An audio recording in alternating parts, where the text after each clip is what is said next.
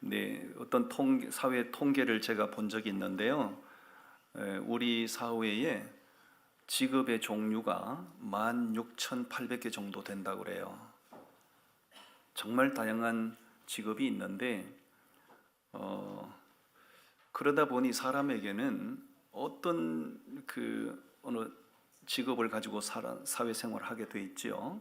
그러다 보니까 사람에게는 직업 본능이라는 것이 있고 직업 의식이라는 것이 있어요. 가령 예를 들면 어디를 가든지 처음 사람을 만났는데 그 사람이 나와 같은 직종에 종사하는 사람이면 친근감이 느껴지는 겁니다. 대화도 쉽게 이루어질 수 있고요.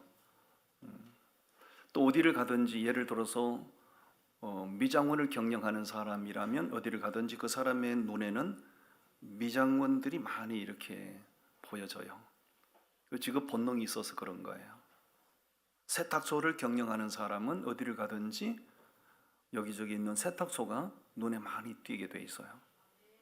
직업의식이 있어서 그런 거죠. 우리 목회자에게도 직업 본능이 있고요. 직업의식이 있어요. 목사님들 만나면 뭐 돈 버는 거 그런 거 얘기 안 합니다. 온통 교회 얘기합니다.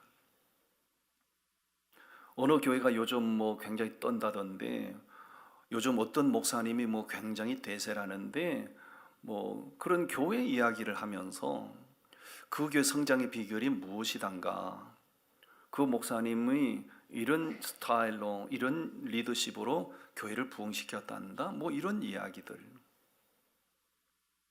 저도 목사기 때문에 어디를 가면 교회만 자꾸 눈에 띄어요. 십자가가 먼저 내 시야에 들어오고도 그렇습니다. 여러분, 우리를 구원하신 주님의 마음, 주님의 시선은 어디를 향하고 주님의 마음은 어디에 있을까요? 주님의 마음은 교회에 있고요. 주님의 시선은 언제나 교회를 향하십니다. 왜 그럴까요? 마태복음 16장 18절에 보면 이 반석 위에 내 교회를 세우리니 엄부의 권세가 이기지 못하리라고 말씀하셨거든요. 이 땅의 교회는 누가 세우신 거예요? 우리 주님이 세우셨어요. 이 땅의 교회 주인은 우리 주님이시기 때문에 주님의 마음이 온통 교회에 있고요. 주님의 시선은 언제나 교회를 향하게 되어 있습니다. 그렇기 때문에 교회는 작든지 크든지 그 규모에 상관없이 교회는 사람 보기에도 참 좋아야 되지만 보다 중요한 게 있어요. 주님 보시기에 합당해야 돼요. 왜? 교회 주인이 주님이시니까. 가령 예를 들어서 교회가 뭐 어떤 수단 방법을 통해서 뭐 수천 명이 모이는 교회를 이루고 수만 명이 모이는 교회를 이루었다 할지라도 그 교회가 주님 보시기에 합당치 않으면 주님이 영광을 받지 않으시죠.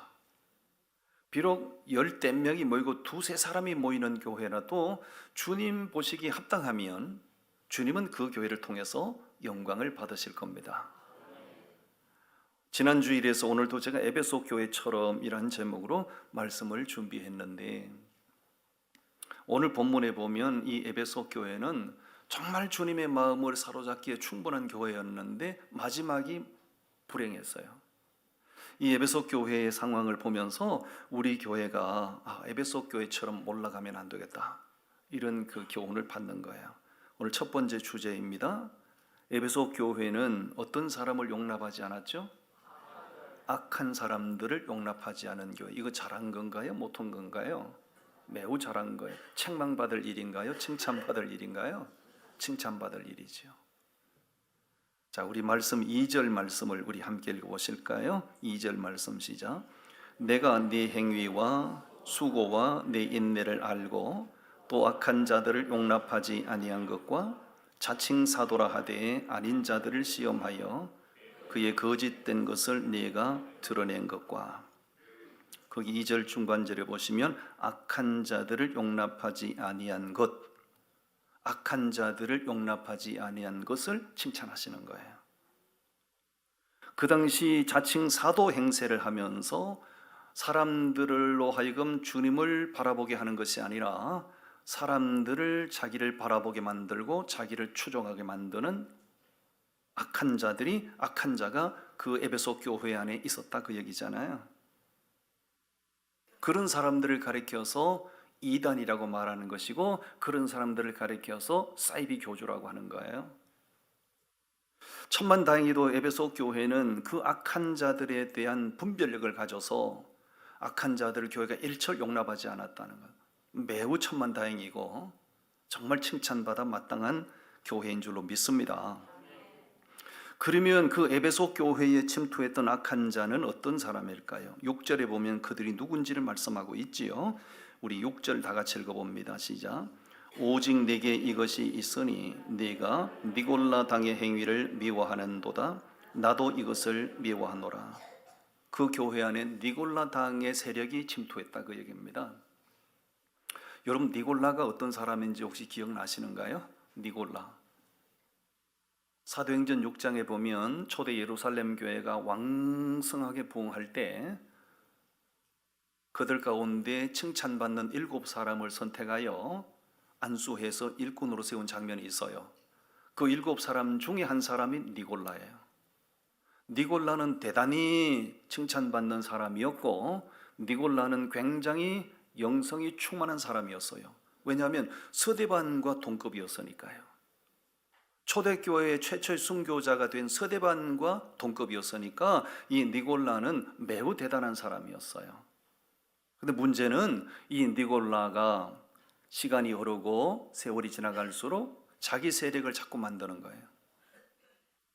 자기 세력을 만들고 자기 사람들을 만들고 자기를 추종하게 만들고, 이 순수한 복음이 아닌 잘못된 이론을 교인들에게 막 집어넣는 거죠. 그래서 이 니골라는 매우 악한 사람이었어요. 천만다행히도 이 에베소 교회가 그 니골라 당의 정체성을 잘 알고 이들이 얼마나 악한 사람인지를 알고 용납하지 않았다. 박수받을 일이고요, 칭찬받을 일인 줄로 믿습니다. 그들을 미워한 것은 주님의 마음이 에베소 교회 성도들에게 있었기 때문에 가능한 일이에요. 왜냐하면 6절 말씀에 뭐라고 돼 있어요? 우리 6절 다 같이 다시 읽어봐요. 시작. 오직 네게 이것이 있으니 네가 니골라 당의 행위를 미워하는도다. 나도 이것을 미워하노라. 너희들이 미워한 그들을 나도 그들을 미워한다. 내가 미워하는 그들을 너희도 미워하는구나. 그럼 그들의 마음과 예수님의 마음이 이신전심. 그러니까 그 악한 자들을 용납하지 않는 것은 영적인 분별력이 있었기 때문이고, 그들 마음 속에 예수님의 마음이 있었기 때문에 가능한 일이죠.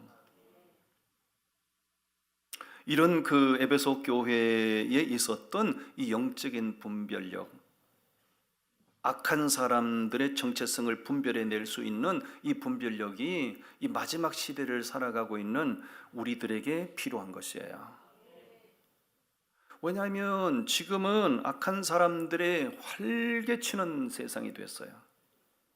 그게 세상 집단 속에도 있지만 택도 아닌 사람들이 국회의원 되겠다고 날고 뛰고 설치고 있잖아요. 그런 사람들이 세상 집단 속에만 있는 게 아니고 오늘날 하나님의 몸 주님의 주인 되신 교회 공동체 안에도 택도 아닌 사람들이 메시아 노릇하고, 말도 안 되는 사람들이 교묘한 교리를 가르치고 성도들을 미혹하는 이런 사람들이 교회 공동체, 한국교회 안에 너무 많이 침투해 있어요. 수십 년 전에는 엄밀하게 그렇게 활동을 했고요, 자기들 정체를 드러내지 않고 엄밀하게 맨투맨으로 만나서 이렇게 미혹을 했지만 지금은 그렇지 않아요. 떳떳하게 우리 자신들의 정체성을 드러내고 아주 공격적으로 교회를 흔들고 대단히 적극적으로 활동하고 있어요. 노골적으로 자기가 어머니 하나님이라고 그러고, 노골적으로 자기가 하나님이라고 그러고, 노골적으로 자기가 메시아라고 그러고, 교회가 잠잠한데, 참된 진리를 믿는 교회는 잠잠하고 침묵한 데 대해서 그런 말도 안 되는 이단들은 공격적으로 적극적으로 치밀하게 이렇게 역사를 하니까 사람들이 분별력이 흐려지는 거예요. 에베소 교회가 악한 자들을 분별하고 용납하지 않았던 그런 분별력, 그런 대처 능력이 우리 교회에 우리 성도님들에게도 있어지기를 바랍니다. 요즘 이단들이 펼치는 미혹의 수법이 얼마나 교묘한지, 얼마나 엄청난지, 교활한지 우리가 정신 차리지 않으면 한순간 나도 모르게 그들에게 낚여 들어가는 거예요. 옛날에는 이제 1대1로 한 사람 한 사람을 미혹을 했잖아요. 지금은 그 교회 속에 들어가서 수년 동안 한동안 열심히 충성을 해요. 열심히 충성하니까 그 사람을 다 우리 편으로 생각하고, 그러면서 뒤로 그 사람의 교회에 대한 불만, 교회에 대한 좋지 못한 얘기를 자꾸 흘려서 그 구역을 통째로 옮겨가고, 그 교구를 통째로 옮겨가고, 심지어는 교회 전체를 옮겨가는, 이게 산 옮기기 작전이라고 그러잖아요. 산 옮기기, 산을 통째로 옮긴다 그 얘기예요. 지금 보여드리는 교회는 서울 강북구에 있는 초대형 교회입니다. 저 본당 건물 옆에도 12층 건물이 또 있어요. 엄청난 교회입니다. 저 교회가 담임 목사님이 저렇게 예배당을 잘 지어놓고 돌아가셨어요. 그러니까 저 교회에서 가장 엘리트 목사님, 가장 신뢰할 만한 목사님을 미국에서 모셔오셨거든요. 그런데 3년이 지나면서 교회가 혼란에 빠지게 되고, 그 혼란의 틈을 타고 신천지가 치고 들어가서 전 교인들의 마음을 사로잡고 교회를 통째로 신천지로 옮겨가려고 하는, 천만다행히도 그들의 악한 수법이 드러나서 교회가 신천지로 넘어가지 않을 수가 있었어요. 무섭습니다. 노골적입니다. 공개적입니다. 공격적입니다. 여러분, 이단들이 우리에게 다가올 때 우리도 사랑이 있어요 하고요, 흉내를 내고요, 우리가 당신들을 정말 끔찍이 아껴요 하지만 그들 속에 노리는 것은 우리 영혼을 살리고 세우는 것이 아니라 우리 영혼을 실족시키는 게 목적이죠. 혹시라도 교회 생활 중에 여러분들이 마음이 불편해지시거나 아니면 교회 어떤 일 때문에 마음이 불평이 생기거나 그럴 수 있거든요. 왜냐하면 교회는 어느 교회든지 100% 온전할 수가 없어요. 또 목회자도 뭐 만능 탤런트가 될 수는 없어요. 잘하는 부분이 있으면 아주 부족한 부분이 있고, 빛나는 부분이 있으면 어두운 부분이 다 있게 마련이거든요. 그 부분적인 어두운 면을 보고 불만이 생기거나 불평이 터져 나오면 여러분, 그 불만, 불평을 오래 지속시키면 안 돼요. 빨리 해소하셔야 되고 빨리 풀어야 됩니다. 왜냐하면 이단들이 교회 공동체 속에 교묘하게 침투해서 그들은 정확하게 분별합니다. 어떤 사람의 표정이 어두운가, 어떤 사람의 입에서 그 교회에 대한 불만이 터져 나오는가 정확하게 연구해서요, 그 사람들에게 어떤 수법을 통해서라도 접근을 시도하고 점점 교회에 대한 마음을 떠나게 만들고 결국은 전 가족을 다 옮겨가고 그 구역을 통째로 옮겨가고, 이런 일들이 한국 교회 안에 너무나 많이 일어나고 있어요. 사랑하는 성도 여러분, 에베소 교회를 보면 그 악한 자의 정체성을 분별하고 그들 일절 용납하지 않은 거 너무 잘한 거잖아요. 이런 성숙함, 이런 영적인 분별력이 여러분들 가운데도 있어야 되고 제게도 있어야 되고, 악한 자들, 사이비 이단들을 절대로 용납하지 않는 그런 멋진 교회가 되기를 바랍니다. 두 번째 주제입니다. 두 번째 주제, 주님을 위해서 뭘 지켰다는 거죠? 다시 말합니다. 자기를 위해서 믿음을 지킨 거예요? 주님을 위해서 믿음을 지킨 거예요? 주님을 위해서 믿음을 지킨 거예요. 이 대단히 중요한 대목이에요. 우리 2절 3절을 같이 다시 읽으시겠습니다. 내가 네 행위와 수고와 네 인내를 알고 또 악한 자들을 용납하지 아니한 것과 자칭 사도라 하되 아닌 자들을 시험하여 그의 거짓된 것을 네가 드러낸 것과 또 네가 참고 내 이름을 위하여 견디고 게으르지 아니한 것을 아노라. 3절에서 주님이 뭐라고 말씀해요? 내 이름을 위하여 너희가 참았구나. 내 이름을 위하여 너희가 견뎠구나. 내 이름을 위하여 너희가 믿음을 지켰구나. 이 부분을 칭찬하는 거예요. 그 당시 에베소 교회 성도들이 자기 위하여 믿음을 지킨 게 아니고요, 주님을 위하여 믿음을 지켰다는 거죠. 왜요? 자기들이 주님 이름으로 구원받았잖아요. 주님이 자기들을 구원해 주셨잖아요. 예수님께서 그들을 구원하시기 위하여 십자가 고난을 당하셨잖아요. 그런데 믿음을 지키지 못하고 넘어지면 주님의 십자가 희생을 무익하게 만드는 거잖아요. 그러니까 나 위하여 십자가에 고난 당하신 주님을 생각하면 믿음을 포기할 수 없어요. 힘들고 어려워도 나 위하여 고난 당하신 주님의 십자가를 생각하면 뒤로 물러설 수 없다는 거죠. 이 부분을 지금 주님이 칭찬하시는 거예요. 할렐루야. 저기 이제 노인들의 전형적인 모습이에요. 전화가 울리면 뚜껑을 열면 안 울리거든요. 끝까지 핸드폰이 지쳐 자빠지도록 계속 뚜껑을 안 열어요. 저 노인들의 이제 70세 이상 되신 노인들의 공통점이에요. 젊은 사람들은 신호가 울리면 얼른 신호가 차단하거든요. 웃고 계시지만 여러분도 저렇게 될 수 있어요. 여러분, 지난 주일에 설교를 조금 되살려 기억해 보시면, 에베소라고 하는 지역은 아데미 여신을 섬기던 본고장이거든요. 아데미 여신. 저지 몇 개가 10개가 가슴에 달렸잖아요.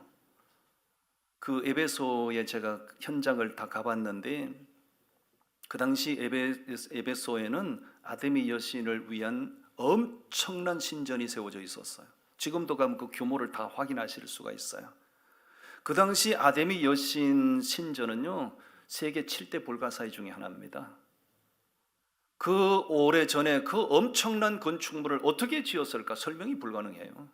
그러니까 7대 불가사의라고 그러죠.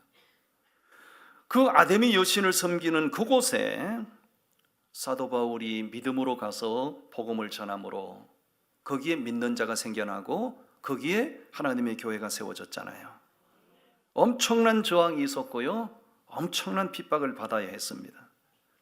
그렇게 복음을 받아들인 그들이 다행히도 주님의 십자가 희생을 기억하면서 핍박 중에도 믿음을 지키고, 정말 견딜 수 없는 한계성을 느끼면서도 주님의 십자가 희생을 기억하면서 믿음을 지켰다는 거죠. 너무 잘한 것이고 칭찬받아 마땅한 거예요. 그들이 핍박을 받으면서도 믿음을 지킨 이유는 자기를 위해서도이지만 자기들을 위하여 희생되신 주님을 위하여 믿음을 지킨 거예요. 할렐루야. 여러분, 신앙생활은 참을성이 요구되고 대단한 인내심이 요구되고 엄청난 지구력이 요구되는 겁니다. 왜냐하면 신앙생활이 쇼텀 그냥 몇 달 하고 끝나는 것이라면 무슨 인내심이 필요해요? 그렇죠? 몇 달 동안 신앙생활하다가 땡 종치는 일이라면 인내심이 요구되지 않아요. 신앙생활은 42.195km를 달려가는 장거리 경주와 같은 것이기 때문에 엄청난 지구력과 인내력과 참을성이 요구돼요. 다행히나 교회 공동체 속에 들어가서 이 교회는 정말 멋진 교회인갑다 싶어서 교회 공동체 속에 들어가 보니 봐서는 안 되는 약점들이 막 보이잖아요. 그럴 때 인내심이 필요하고 참을성이 필요한 거죠. 제가 어제 홍수환 선수 간증을 들었어요. 그분이 교회 장로님이잖아요. 권투 선수. 어제 제가 그 간증을 들었는데, 그 세계 챔피언이 될 때 부산에서 타이틀 매치를 하는데 차를 타고 부산에 내려오다가 낙동강을 건너가는데 차문을 활짝 열고 거기 막 팍 뛰어내려서 죽고 싶더라는 거예요. 챔피언이고 나발이고 죽겠다는 거예요. 그런데 그 충동을 억제하고 그 엄청난 지구력을 발휘하고 엄청난 인내심을 발휘하고 그 마침내 세계 챔피언이 된 거예요. 신앙생활도 마찬가지예요. 신앙생활이 무슨 여가선용이고 취미생활이라면 무슨 인내심이 필요합니까? 에베소 교회 성도들은 핍박을 받으면서도 믿음을 지켰어요. 누구를 위하여? 주님을 위하여. 아멘. 여러분 가운데, 우리 산창교회 성도님들 가운데 혹시 예수 믿는 거 후회해 보신 적이 있으신지, 혹시 내가 이 교회를 다니게 된 거 후회해 보신 적이 있으신지. 어떤 분들은 핍박이 괴로워서, 어떤 분들은 간섭받는 것이 부담스러워서 교회 공동체를 부담 없이 막 이탈하는 분들이 속출하고 있잖아요. 자유롭게 살아가는 내가 어느 날 교회 공동체 속에 들어가 보니 왜 그렇게 하지 말라는 게 많은지, 왜 그렇게 하라는 게 많은지. 요즘은 시대적으로 개인 프라이버시가 존중받는 시대라 교회 공동체 속에 들어가서 이렇게 간섭받고 이렇게 참견받는 것이 싫다는 거잖아요. 그러니까 막 교회 공동체를 막 이탈하는 거예요. 그래도 여러분, 간섭받는 게 좋은 거고요. 자식이 부모 간섭이 싫다고 해서 부모 품을 떠나게 되면 살 길이 열리는 줄 알지만 부모 품을 떠나보면 그때부터 고생길이 열리는 겁니다. 고생길을 걸어가면서 내가 부모님의 간섭을 받을 때가 좋았구나, 부모님의 잔소리를 들을 때가 좋았구나, 그런 생각을 하게 되죠. 여러분, 어떤 일이 있어도 믿음을 지키셔야 됩니다. 절대로 신앙생활을 포기하시면 안 됩니다. 지옥에 가면 어떤 부흥사가 그러시대요. 부흥 강사님이 그러시대요. 천국에 가면 할렐루야 소리가 그냥 막 끊이지 않고, 지옥에 가면 끌끌 소리만 끊이지 않는다고 그래요. 끌끌 소리만. 그 뭔 소리요? 그랬더니 지옥에 간 사람들이 너무나 후회를 해가지고 그때 믿을 걸, 그때 목사님이 막 간섭할 때 그걸 받아들일 걸. 지옥에 간 사람들은 전부 다 기회를 놓친 사람들이 가는 거 아닙니까? 예수 거부하고 간 사람들이잖아요. 그러니까 거기는 평생 후회하면서 끌끌만 외친다는 거 아니에요. 우리는 어떤 일이 있어도 믿음을 지켜야 돼요. 왜? 믿음은, 예수 믿고 신앙생활하는 것은 여가선용이 아닙니다. 취미생활이 아닙니다. 그건 사느냐 죽느냐 생사의 문제라고요. 밖에 나가셔가지고요, 교회 다니실래요? 예수 믿으시지요? 그러면 뭐라고 해요? 교회는 나하고 취미가 안 맞아요. 예수 믿는 거, 그게 내 성향에 취미 안 맞아요. 그 사람은 예수 믿는 걸 뭘로 생각하는 거예요? 여가선용으로 알고 취미생활로 하는 거죠. 똑바로 잘 들으십시오. 예수 믿는 것은 생과 사의 문제입니다. 여러분들이 장가도 가셔야 되고 시집도 가셔야 되고 아들, 딸 출가도 시켜야 되고 돈도 많이 버셔야 되고 공부도 하셔야 되고 사회 인생을 살아가면서 그런 모든 것들이 다 필요한 거예요. 그런데 그거보다 가장 우선, 가장 중요하게, 가장 기본적으로 해결해야 될 일이 있어요. 그건 예수 믿고 내 영혼이 구원받는 거예요. 당신이 예수 믿고 구원도 받지 못하고 당신이 예수 안 믿으면 지옥 가는데, 그런데 당신이 예수 믿는 것을 한낱 취미 생활로 치부를 해요. 어리석은 인간이죠. 천국과 지옥은 확인하게 현존하는 것이고, 믿고 구원받은 사람은 천국, 믿지 않는 사람들 얘기 들어보면 다 그를 믿지 않을 이유가 있어요. 그러나 예수 믿지 않는 사람은 여지 없습니다. 지옥입니다. 제가 며칠 전에 우리나라 최고의 뮤지컬 배우였던 윤석화 씨의 간증을 들었어요. 윤석화, 이분이 최고 연극 배우거든요. 지금 대장암 말기 투병 중에 있어요. 지금은 거의 걸음걸이도 지금 잘 안 돼요. 양쪽의 사진은 전성기 때 사진이고요. 가운데는 최근에 지금 교회에서 간증하는 장면이에요. 이가 다 아래 위 이가 다 빠지고요. 지금은 거의 걸음걸이도 안 돼요. 이 윤석화 씨의 신앙 간증을 들으면서 내 마음에 많은 울림이 있었어요. 그 다음 장면 좀 띄워주실래요? 윤석화 씨가 신앙 간증하면서 내일 죽을지 모레 죽을지 자기 생명이 지금 꺼져가는데, 그런데 성도들 앞에서 이렇게 얘기하는 거예요. 나답게 살다가 윤석화처럼 죽겠다. 나답게 살다가 윤석화처럼 죽겠다. 이게 내 마음에 엄청난 울림이 있어요. 나답게 살다가 윤석화처럼 죽겠다. 내 마음에 엄청난 울림을 주면서 하나님의 음성이 들리는 거예요. 너 목사처럼 살아라. 그리고 목사처럼 살다가 목사처럼 죽어라. 오늘날 예수 믿는 성도들을 향하여 주님이 들려주시는 음성이 뭘까요? 너 크리스찬이니? 그러면 크리스찬처럼 살다가 크리스찬처럼 죽어야지. 아멘. 좌우에 서로 한번 이 말을 한번 적용하시죠. 성도답게 살다가 성도답게 죽읍시다. 나답게 살다가 윤석화처럼 죽겠다. 조목사처럼 살다가 조목사답게 죽겠다. 장로처럼 살다가 장로답게 죽겠다. 크리스찬답게 살다가 크리스찬답게 죽자. 나는 주님의 음성으로 들었어요. 힘들어도 믿음 지키셔야 돼요. 간섭받는 게 부담이 돼도 믿음 지키셔야 돼요. 믿음 저버리면 인생에 남는 건 아무것도 없습니다. 끝까지 믿음 붙들고 믿음 지켜내시기를 주님의 이름으로 축복합니다. 마지막 세 번째 주제입니다.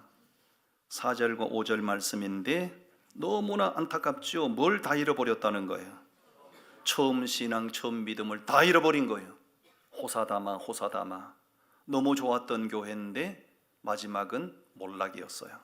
왜 그랬을까? 4절 5절 말씀 우리 다 같이 읽읍시다. 시작. 그러나 너를 책망할 것이 있나니 너의 처음 사랑을 버렸느니라. 그러므로 어디서 떨어졌는지를 생각하고 회개하여 처음 행위를 가지라. 만일 그리하지 아니하고 회개하지 아니하면 내가 네게 가서 네 촛대를 그 자리에서 옮기리라. 아멘. 너무나 안타까운 모습이에요. 처음 신앙, 처음 행위 다 잃어버렸어요. 왜 그렇게 됐을까요? 핍박을 받던 그들에게 핍박이 끝나고, 저항을 받던 그들에게 저항이 없어지고, 신앙에 자유가 주어졌을 때, 그때부터 자신들도 모르게 신앙이 형식화되고 자기도 모르게 주님과 거리가 생기고, 그들은 개구리를 냄비에 넣고 삶을 때 개구리는 자기가 거기 삶겨 죽는 걸 몰라요. 왜? 온도가 서서히 높여지기 때문에. 거기를 탈출해야 사는 거거든요. 근데 개구리가 서서히 물 온도가 높아가기 때문에 못 느끼고 거기 적응을 하고 결국은 거기서 죽는 거예요. 에베소 교회가 그렇게 된 거예요.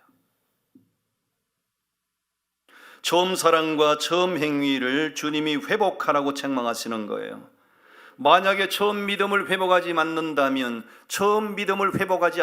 내가 거기서 촛대를 옮기리라. 여러분 기억하십시오. 아무리 왕성한 교회, 아무리 엄청난 교회라도요, 주님이 촛대를 옮기시면 그 교회 무너집니다. 여러분들이 평생 예수 잘 믿어 오셨어도요, 내 인생 가운데 주님이 촛대 옮기시면요, 인생 몰락입니다. 주님이 우리에게 원하시는 것은 순수했던 처음 믿음, 그거 지켜내라는 거예요.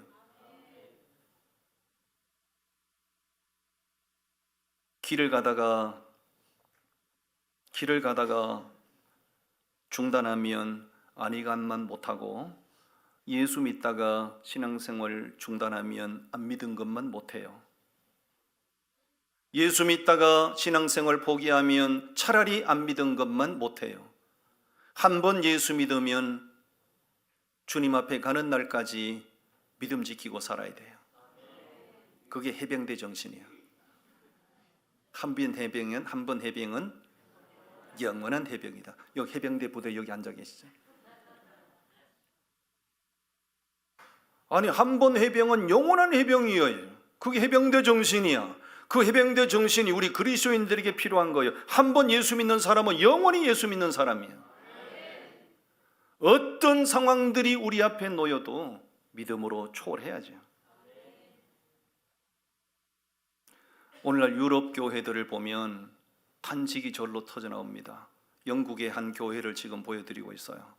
저 교회는 세계 교회사를 화려하게 장식했던 그 유명한 영국 교회. 젊은이들 한 명도 없어요. 어린이들 시도 찾아볼 수 없어요. 저희 주일 예배 드리는 장면에 그 엄청난 예배당 앞에, 예배당 안에 곧 요단강 건너가실 때가 되신 노인들이 몇십 명이 둘레둘레 앉아서 주일 예배를 하는 거예요. 어쩌다가 영국 교회가 저렇게 됐을까? 또 한 장 영국 교회 하나 보여주시죠. 이거 예배당이었어요. 엄청난 교회였습니다. 젊은이들이 다 교회를 떠나고 교인들이 노령화되고 나이를 먹은 교인들이 세상을 떠나게 되고, 그러면서 저 엄청난 세계 교회사를 장식했던 저 교회가 술집으로 매각이 돼서 술집으로 지금 운영되는 거예요. 저 교회 건물을 보면 저게 예배당입니다. 어쩌다가 영국 교회가 이렇게 됐나? 어쩌다가 유럽의 그 화려했던 교회가 이 모양이 됐나? 영국 교회 목회자들이 한국 교회 목사님들을 향하여 목올라 외칩니다. 한국 교회 목회자 여러분, 우리 영국이 걸어갔던 그 길을 답습하지 마십시오.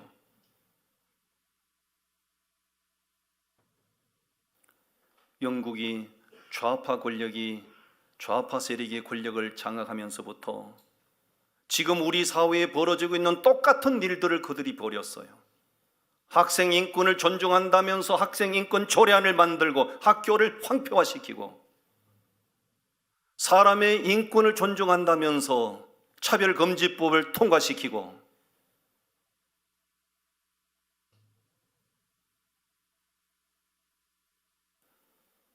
심지어는 이 땅의 교회는 사라져야 된다, 교회 폐쇄법을 통과시키고, 학교를 보호해야 된다, 사립학교법을 통과시키고, 우리가 지금 하고 있는 그 똑같은 일을 영국 교회가 과거에 했던 거예요. 그 민족을 살리고 교회를 살리는 일인 줄 알고 했겠지만 세월이 지나고 보니 그 교회를 무너뜨리는 악법이었던 거예요. 지금 우리나라 국회에서 국회의원들이, 멍청한 국회의원들이 벌이고 있는 일들이 뭡니까? 학생 인권을 존중한다고 학생 인권법을 만들어요. 이 땅의 교회는 사라져야 된다고 교회 폐쇄법을 발의해요. 소수자 인권을 존중해야 된다고 차별금지법을 만들어요. 사탄의 역사죠. 사탄의 역사죠. 영성이 식어지면, 세상과 하나씩 타협하게 되면 결국은 교회가, 우리 한국 교회도 머지않아 영국 교회처럼 되는 거예요. 여러분, 교회 세속화의 물결은 너무나 그칠 넘어서 폭풍우처럼 밀려오는 거예요. 여러분, 교회를 세속화시키는 바람이 미풍이라면 우리가 막아낼 수 있을 거예요. 그러나 교회를 몰락시키기 위한 이 세속화 운동이 폭풍처럼 밀려오고 있기 때문에 한국교회 목회자들이여 깨어날지어다, 한국교회 성도들이여 깨어날지어다, 분별을 가지세요. 절대로 한국교회 목회자들 정신 차려야 돼요. 사단의 수법인지를 모르고 나는 좌쪽이니까 좌파를 밀고 나는 우쪽이니까 우파를 밀어요. 이 정신 나간 목회자들아, 사단의 수법인지를 모르고 우리나라 국회 다수 의석을 차지하고 있는 좌파 국회의원들이 하는 짓거리들 보라고요. 지금 교회를 몰락시키는 거예요. 우리는 목숨 걸고 순교신앙으로 일어나야 됩니다. 과거의 우리 선조들은, 믿음의 선조들은 세상적인 배움은 짧았어도 거룩한 영성이 있어서 교회가 핍박을 받을 때 순교 정신으로 일어났거든요. 지금은 세상 지식은 너무 높아졌는데 거룩한 영성은 다 사라지고 조금만 힘들어도 힘들어 못하겠다고 교회를 이탈하는 사람들이 속출하고 있는 세상입니다. 세상적인 가치관을 추구하거나 세상적인 문화를 교회가 용납하기 시작하면 교회는 견디지 못하고 마침내 쓰러지고 말 거예요. 사랑하는 성도 여러분, 교회는 교회로서의 매력이 있어야 돼요. 교회가 교회로서의 매력을 잃어버리는 순간 사탄 마귀는 박수를 치고 좋아하겠지만 우리 주님은 탄식하실 거예요. 우리 에베소 교회 몰락을 보면서 우리 산창교회, 우리 한국교회가 진짜 주님이 원하시는 그런 모습으로 마지막 시대를 우리가 이겨내야 됩니다. 할렐루야.